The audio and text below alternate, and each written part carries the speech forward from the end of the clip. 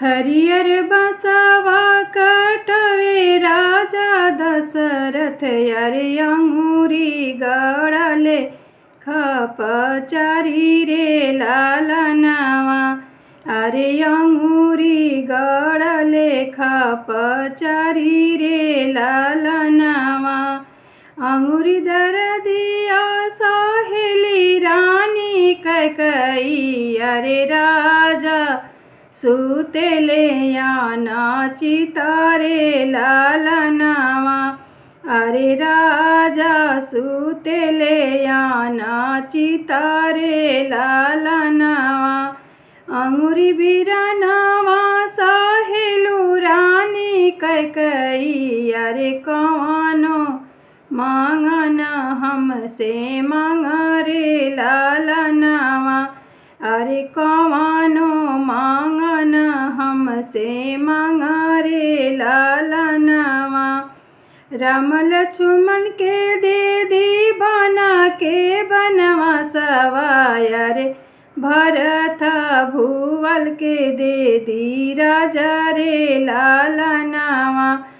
राम लक्ष्मण के दे दी बना के बनवा सवाय रे भरत भूवल के दे दी राजा रे लालनावा ऐसन मांगना तू मंगलू रानी कैकई अरे मारेलू करे जावा में बना रे लालनावा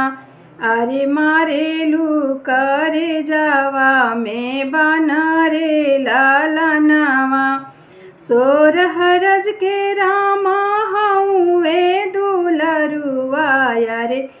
उनुका के मांगेलू बनवा सारे लालनावा अरे उनुका के मांगेलू बनवा सारे लालनावा हरियर बसवा कटवे राजा दशरथ अरे अंगूरी गड़ली खपचारी रे लालनावा अरे अंगूरी गड़ली खपचारी रे लालनावा अंगूरी दरदिया सहेली रानी कैकई अरे राजा सुतेले याना चितारे लालनावा अरे राजा सुतेले याना चितारे लालनावा।